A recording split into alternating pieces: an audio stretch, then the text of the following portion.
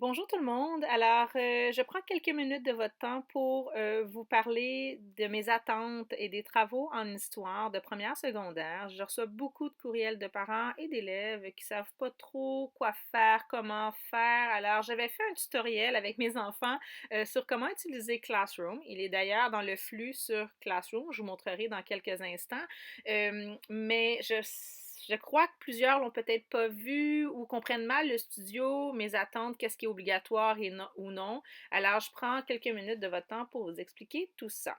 Alors, ce que vous voyez à l'écran, c'est mon studio à moi. Donc, vous voyez tous mes cours et les fameux devoirs. Vous allez voir deux devoirs cette semaine là, ou d'ici la semaine prochaine, donc deux cours. Le premier, ça s'appelle Comparaison, site du cours et activités à faire. Donc, ce que j'ai écrit au numéro 1, là, le plus important, faire au moins une des deux comparaisons sur Classroom. C'est supposé déjà d'être fait, mais j'en ai reçu seulement 195 sur 265, ce qui fait que parfois il y a un élève qui décide de commencer à faire de l'histoire cette semaine. Alors il est perdu parce qu'il n'a pas fait les activités et les travaux demandés les semaines antérieures. C'est pour ça que j'ai écrit ça au numéro 1. Donc si toi tu as déjà fait les comparaisons, ben super, tu n'as pas besoin de les refaire, tu peux passer au numéro suivant qui est le numéro 2. Aller sur le site du cours et faire au moins une des trois activités proposées, numéro 3, 4 ou 5, même si je te suggère de les faire tous. Ah ah ah. Donc, et tu peux utiliser l'Internet. Alors ça ici, c'est facultatif. Mon but est de te faire faire 30 minutes d'histoire par cours. Alors moi, ce que je veux, c'est que tu continues de faire de l'histoire. Si pour toi, c'est d'aller faire le défi numéro 4 parce que tu le trouves plus intéressant, si pour toi, c'est de faire le défi numéro 5, de tous les faire, de faire seulement que les saviez-vous que qui sera au prochain cours, ça me va. L'important, c'est les comparaisons. Ensuite, tu peux choisir l'activité qui t'intéresse. Mon but, c'est de maintenir ta motivation. Le deuxième cours, je vous demande justement de faire soit la capsule historique ou bien les saviez-vous que. Alors, c'est vraiment optionnel. Tu choisis ce qui te motive le plus parmi tout ça, comme j'ai dit il y a quelques secondes. Alors, tu peux aller sur le site du cours ou bien sur Google Classroom à partir de maintenant pour voir ce qui est à faire. Sur Google Classroom, lorsque tu arrives sur la page d'accueil, on appelle cette page le flux. Donc, c'est un peu la page de publication sur Facebook. C'est là où tous mes messages vont être. Donc, au lieu de vous écrire des messages sur le pluriportail à chaque semaine, toutes les informations, toutes les nouveautés, les nouvelles que je veux te transmettre sont sur le flux, donc sur la page d'accueil de ton cours Google Classroom. Alors, on voit ici, premièrement, mon site Internet, justement. Donc, tu peux cliquer sur la pièce jointe et aller voir mon cours directement en cliquant sur le lien, puisque tout se trouve sur mon cours aussi. Nous y reviendrons dans quelques minutes. Ensuite, vous voyez là toutes les nouvelles que je vous transmets, donc les Google Meet de cette semaine, mon tutoriel comment utiliser Google Classroom, etc. Ça peut différer d'un cours à l'autre. Là, je suis dans le cours 102, mais j'ai un cours pour chaque groupe. Donc, normalement, là, les nouvelles se ressemblent beaucoup. Maintenant, pour les travaux et devoirs, si tu regardes là, ma vision avec un iPad, ça se trouve dans le bas, hein, il y a le flux, travaux et devoirs. Ça peut être différent si on utilise un ordinateur. Donc, tu as différents thèmes. Le premier, c'est Madame Boursier, saviez-vous que? Tu as les directives du projet et le canevas à utiliser. Donc, ça, c'est facultatif, mais si pour toi, faire de l'histoire, c'est ça qui te tente, vas-y, je suis super intéressée de voir vos nouvelles. D'ailleurs, j'aimerais ça en faire avec des Google Meet. Donc, dans Directive, comment réaliser l'activité Madame Boursier, saviez-vous que? Si tu cliques dessus, tu vas trouver justement mon PDF qui explique, c'est le même qu'il y avait sur iTunes U, et aussi ma vidéo, un tutoriel en fait qui vous explique comment faire ce travail. Ensuite, le Canva utilisé, c'est un PowerPoint de base, donc tous les élèves reçoivent le même, mais une fois que tu commences à le modifier, en fait, tu t'appropries ce document-là et ça devient ton travail. Donc, une fois enregistré, ce sera un nouveau document à ton nom. Là, ici, on on voit ceux de mon fils, Édouard. Donc, ce qui est en jaune, c'est le Canva que je te donne. Une fois que tu cliques dessus, tu vas ouvrir un nouveau travail qui deviendra le tien, en fait. Là. Et ce que tu vois en rouge, c'est une fois enregistré, là, parce que je l'avais déjà fait pour les causes de mon tutoriel.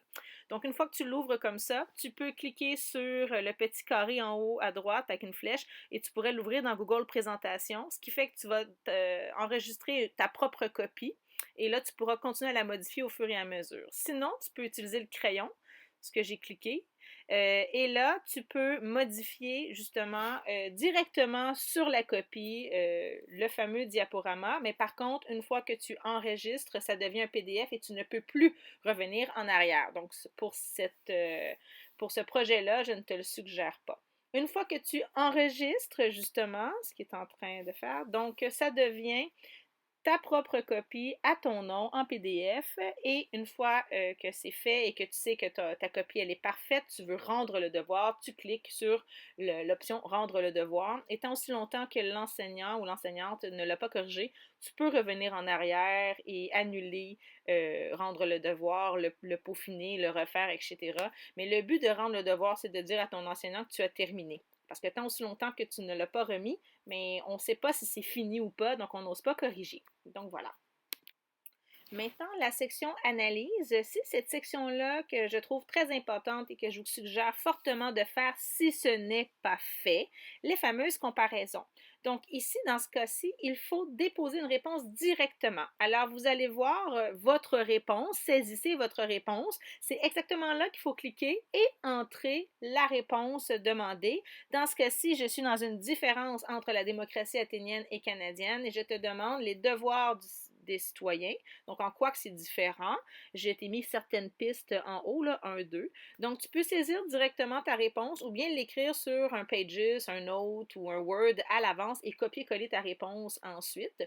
Donc, tu peux écrire ta réponse et la soumettre, mais tant si longtemps que je ne t'ai pas corrigé, tu peux aller la modifier. Même, j'ai commencé à mettre certains commentaires pour, en tout cas, les groupes 104 à 108, c'est déjà fait. J'ai mis des commentaires, ça arrive dans les commentaires privés dans le bas. Alors, tu peux retourner modifier, tu vois, c'est écrit modifier, tu peux remodifier ta réponse ou bien ajouter un commentaire privé si tu veux m'écrire quelque chose. Donc, c'est ainsi qu'on écrit directement une réponse sur Google Classroom. Il ne nous reste plus qu'à voir comment déposer un travail qui a été fait soit en version papier ou sur Notability. Donc ici, le dépôt de la page 12, là, ça a occasionné beaucoup de problèmes chez certains. Donc si tu es sur un iPad, votre devoir est dans le bas. Si tu es sur un ordinateur, je pense que c'est en haut à droite. Tu cliques sur votre devoir, ajouter une pièce jointe. Donc, si tu l'as fait sur Notability, tu pourrais utiliser ton Google Drive. Donc, au lieu de l'envoyer vers iTunes, tu l'envoies sur ton Google Drive et ensuite, tu viens chercher le dit document. Ou, plus facile encore, tu peux prendre une capture d'écran de ton travail sur Notability. Ça va se retrouver dans tes photos. Et ensuite, tu peux choisir une photo. Ça va ouvrir ton album photo. Tu choisis la capture d'écran et tu peux rendre le devoir. Ou tu peux tout simplement aussi utiliser la caméra et prendre une photo directement. Donc, n'oublie pas de rendre ton devoir.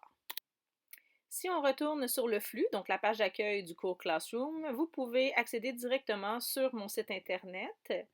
Donc, ça, c'est vraiment la vision que vous avez sur un iPad, sur un téléphone ou sur un ordinateur, ça sera différent. Donc, accueil, hein, c'est marqué en haut, accueil. Nous sommes sur la page d'accueil. C'est vraiment là où toutes les nouveautés se retrouvent. Donc, vous pouvez voir mon mot de bienvenue là, pour commencer.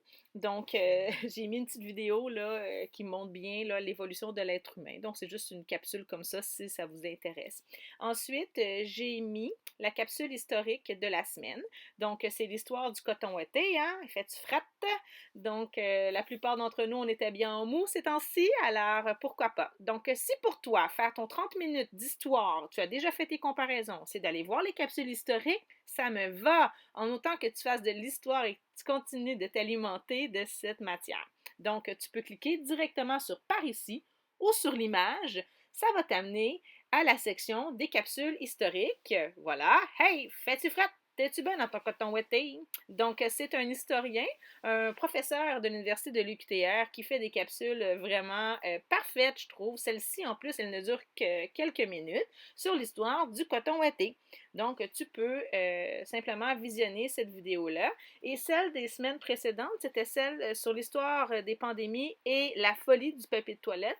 Ça va se retrouver dans la section Autres en haut à droite, dans Autres, capsule historique en lien avec l'actualité. Et là, tu vois les différentes capsules proposées. Et c'est celle en haut qui est Histoire des pandémies. Donc, c'est la capsule de la semaine dernière pour ceux qui l'ont raté. C'est très intéressant, surtout aussi sur l'histoire du papier de toilette. On ne s'est pas toujours essuyé avec du papier. Donc, voilà. Si on retourne à l'accueil, donc, on peut continuer à défiler. Vous avez la fameuse capsule sur les saviez-vous que. Donc, toute l'information se retrouve aussi sur mon site internet. Vous pouvez cliquer sur l'image ou bien sur saviez-vous que qui est souligné. En cliquant sur cet endroit, bien, ça t'amène à la page des saviez-vous que. Mon tutoriel est là, mon diaporama est là et aussi un lien direct pour débuter le projet sur Google Classroom. On l'a vu tout à l'heure, en fait. Si on retourne encore une fois à l'accueil, et qu'on redéfile, vous avez aussi la section démocratie athénienne par ici. Donc, si on clique sur par ici, ça va sur la page d'Athènes. Donc, bientôt, cet onglet-là va disparaître. Il va y avoir l'Empire romain. Donc, on va commencer bientôt un nouveau module. Donc, la page sur la démocratie athénienne, c'est vraiment là où il y a toutes les activités que je te propose à faire. Donc, dans Studio, quand c'est écrit par numéro 2, numéro 3, c'est là qu'on retrouve toute l'information. Donc, pour tous les modules, lorsque tu cliques sur la petite flèche, il y a le texte descriptif de ce module, les concepts étudiés. Numéro 1, révision sur les notions de la démocratie. Donc, si tu ne l'as pas fait, ça peut être quand même intéressant. C'est une vidéo de quelques minutes par un enseignant d'histoire qui fait une bonne révision des notions vues en classe. Numéro 2, comment bien préparer ces comparaisons. Donc, toi, si tu as déjà rempli la page 12 et tu as déjà fait les comparaisons, ça ne sert à rien que tu fasses ce numéro-là, c'est déjà fait. Si tu ne l'as pas fait, ben, c'est ça qui est le plus important présentement, c'est de faire les comparaisons. Donc, tu peux le faire. Sinon, tu peux poursuivre avec le prochain numéro. Numéro 3. Si numéro 3, ça ne t'intéresse pas, tu peux faire le numéro 4, tu peux faire le numéro 5. Donc, numéro 3, tu peux cliquer sur la petite flèche qu'il y a à droite après le titre et ça va te donner plusieurs informations sur l'Acropole et le Parthénon. Donc, ensuite, à l'aide de l'Internet, je te fais un petit quiz. Donc, aller chercher quelques réponses, quelques explications. Donc, tu peux remplir ça. Donc, ça peut être ça aussi ton 30 minutes. Si toi, ça ne te tente pas de faire les capsules historiques, tu peux faire ça. Ou bien les saviez-vous que. Même chose numéro 4, Athènes il y a 3000 ans en 3D.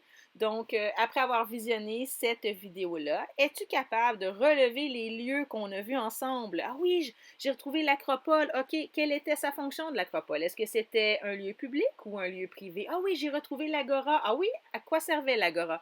Donc, est-ce que tu es capable, avec les notions vues en classe, de faire un lien avec ce modèle 3D d'Athènes il y a 3000 ans? Donc, voilà. Et il y a finalement le théâtre grec. Donc, tu peux appuyer sur la petite flèche, ça te donne des informations sur le théâtre. Il y a des images aussi que tu peux faire défiler. Et je te pose quelques questions. Tu peux utiliser effectivement l'Internet pour trouver les réponses et le soumettre. Finalement, il y a le quiz que certains d'entre vous aviez fait en classe avant notre départ. Ça se peut que tu l'aies déjà fait aussi. C'était dans le studio les premières semaines de la pandémie. Je te conseille de le refaire si tu l'as fait au début, donc pour valider tes apprentissages. J'ai enlevé l'option de juste une seule fois, donc tu peux le refaire. Finalement, toujours sur la page d'accueil dans le bas, il y a le lien direct vers Google Classroom ainsi que mon tutoriel sur comment utiliser Classroom. Donc, ce que je vous suggère vraiment, c'est de toujours partir de mon site Internet. Je pense qu'il est plus facile, il est plus dynamique aussi et tout est sur ce site-là et relié à Google Classroom. Donc, s'il y avait une plateforme là, pour vous en histoire que j'utiliserais et que j'apprendrais à utiliser, c'est vraiment le site Internet et relié à Google Classroom. Tous les liens là, sont faits entre mes deux plateformes. Alors, j'espère que je vous ai aidé, que j'ai démystifié certaines craintes là, par rapport à l'utilisation de mes deux plateformes, ainsi que les devoirs en histoire. Donc, comparaison, super important.